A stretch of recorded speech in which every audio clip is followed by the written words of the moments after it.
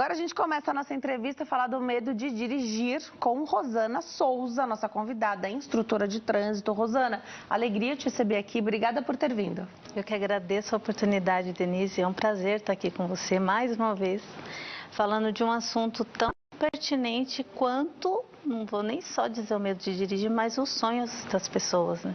Porque esse é o lado que eu sempre trabalhei desde o início e me encantei. É fácil de pensar, né? Então, quem dirige? Quem dirige é o quê?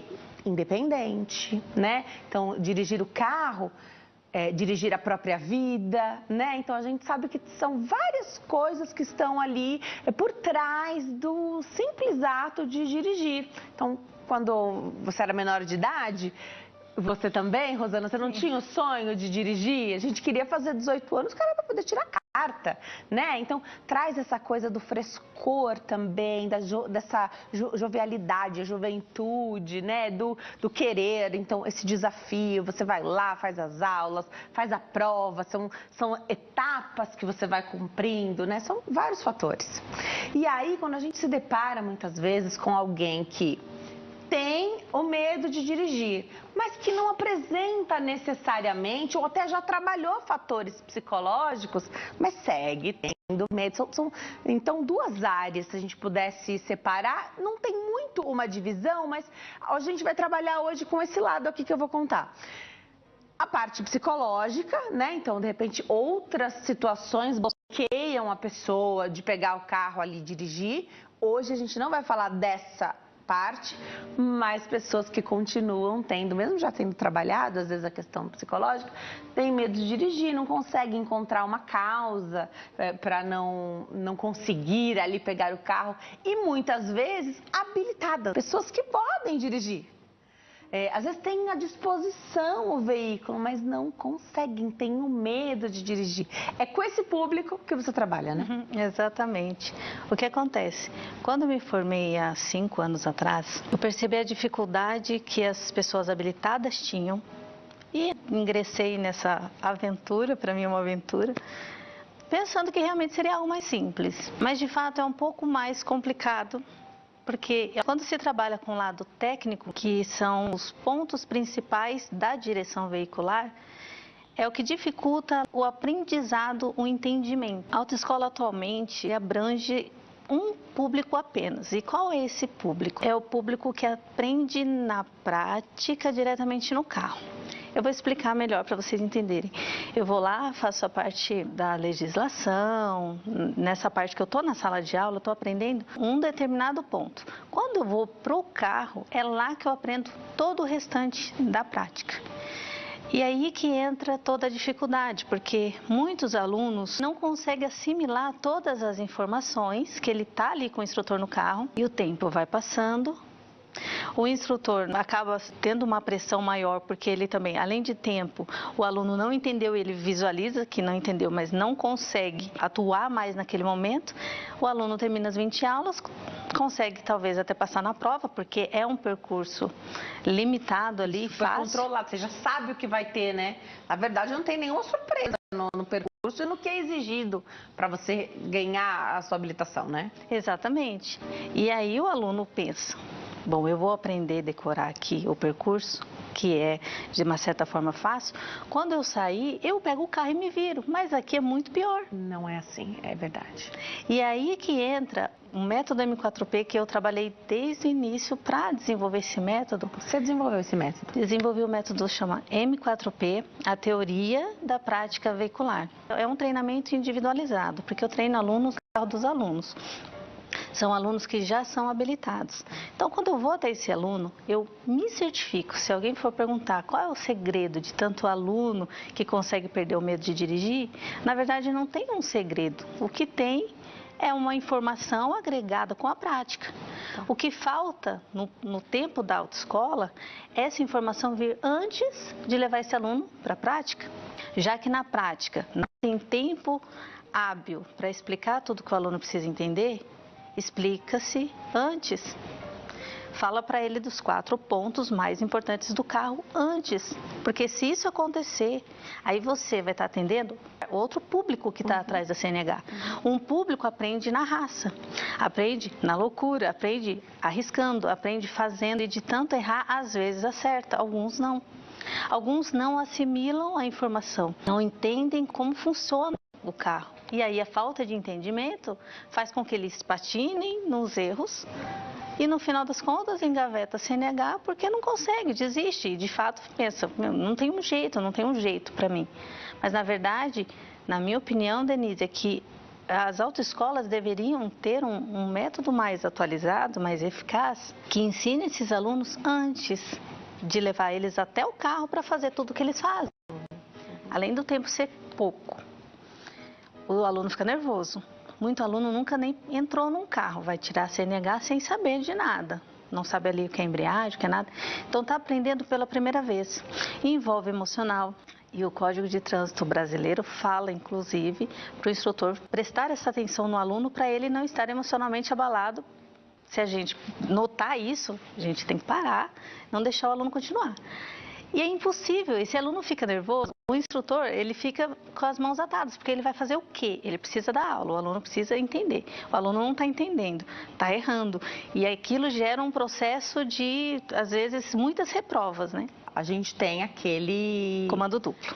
Isso, o comando duplo, que isso dá uma segurança. Bom, não sei se isso pode para alguém também fazer o efeito oposto, né? Então, quer dizer que eu estou aqui fazendo o que eu tenho que fazer, mas a qualquer momento, se eu errar, o instrutor ou a instrutora, eles freiam ali o carro, né? Então, isso pode ter uma reação diferente para cada um.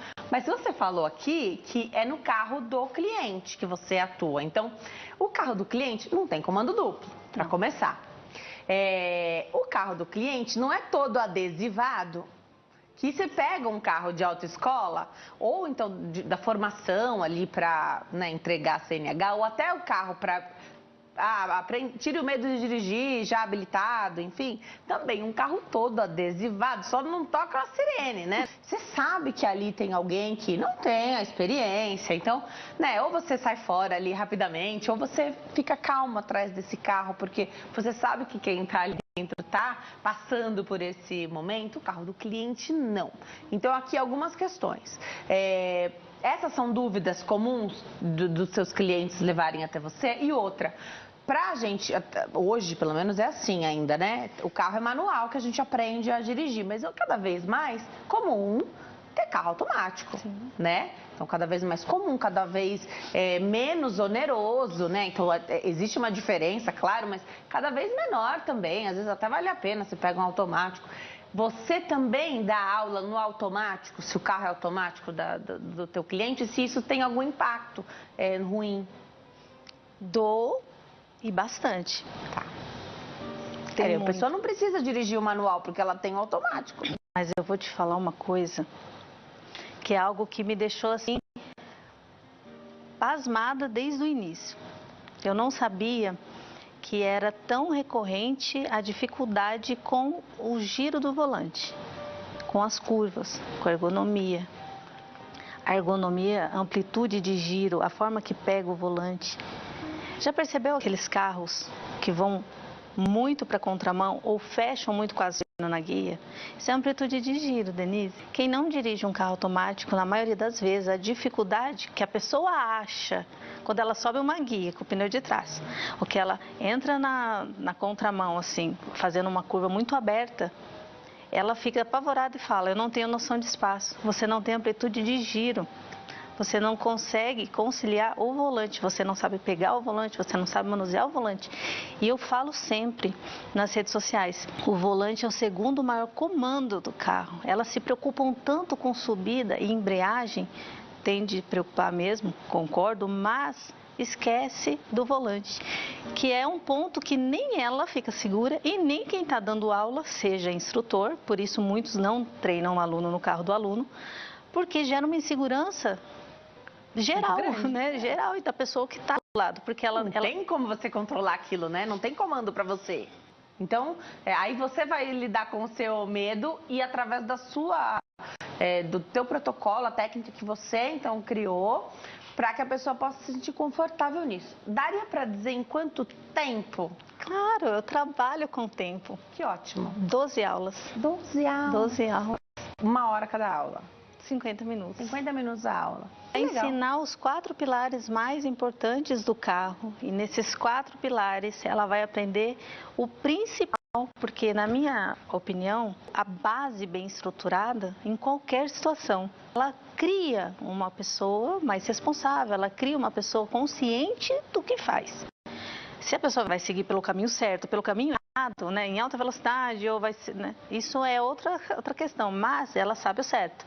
Agora, você entregar o carro, ou você negar na mão de um aluno, colocar ele no trânsito, ou ele para o trânsito, sem saber exatamente como funciona o básico do básico, entende? Você está jogando o aluno para a cobra. É normal ele ficar com essa insegurança, com esse medo, porque qualquer um ficaria. Alguns vão conseguir romper essa barreira e vão ter esse sucesso aí na direção. Outros não vão conseguir transpor essa barreira, né? Olha, graças a Deus, pelo menos nos alunos que eu já presenciei, inclusive pela vertente psicológica, que eu pensei, não vai ter jeito. E por isso eu falo sempre que a base bem estruturada, ela muda totalmente a situação, porque alunos que tinham depressão, com problemas de trauma de acidente gravíssimo do carro pegar fogo com a pessoa dentro. Como que esses alunos saíram dessa situação, desse medo e dessa depressão? Entendendo o que aconteceu naquela situação do acidente, entendendo de quem foi o erro, foi da pessoa, foi o seu, o que você fez, o que você sabe sobre isso, o que você entende sobre isso. Por isso que eu digo, o treinamento ele é muito individualizado. Então, eu sempre faço 2 coisas dentro do método M4P, que é a minha base. A primeira é fazer o aluno ter essa confiança nele. E como que eu passo essa confiança? Mostrando para ele que ele sabe, porque eu falo, eu explico, coloco ele para fazer e quando ele faz ele vê que ele já entendeu. Então quando ele entendeu é que ele percebe que ele pode confiar nele, não é em mim, é nele. Então confiança é a base de tudo e a base bem estruturada que é o que dá o alicerce. Na maioria das vezes você usou o artigo feminino para falar dos seus clientes, né? Então das suas clientes. O maior público é mulher mesmo, feminino. É mulher porque mulher, elas arriscam menos. Mulher, ela, às vezes o homem não entende, às vezes esposo que está em casa, pai. Então deixa eu explicar aqui para vocês. Essa dificuldade que vocês não tiveram, mulher tem porque elas são detalhistas. Na maioria delas são detalhistas e elas ficam preocupadas com a pessoa que está passando do outro lado, lá longe, enquanto vocês vão querer pensar nisso só na hora que já estiver em cima, vendo a pessoa ali, porque vocês têm a habilidade de virar e sair. Arriscam mais. Mulheres... É mais cautelosa. É mais cautelosa. E essa cautela é o que gera essa insegurança e, às vezes, esse não pegar no carro. Adorei. Você volta mais vezes, por favor? Com o maior prazer. Muito bom falar sobre como transpor, então, esse medo de dirigir. E tem técnica e tem como fazer isso. Então, @Rosana Souza Instrutora, lá no Instagram, @Rosana Souza Instrutora e @M4P, Comunidade dos Alunos. @M4P, Comunidade dos Alunos, outro perfil lá do Instagram também. Rosana, volte sempre, uma alegria de receber aqui. Eu agradeço demais, Denise, por essa oportunidade, porque são poucas oportunidades que temos assim e, de fato, aproveitá-las é reestruturar novamente, é construir novamente o sonho dessas pessoas. É mesmo. Muito bom, obrigada, parabéns pelo trabalho, viu? Imagina. Obrigada a você que escolheu ficar aqui conosco, fique com Deus, te vejo amanhã. Tchau.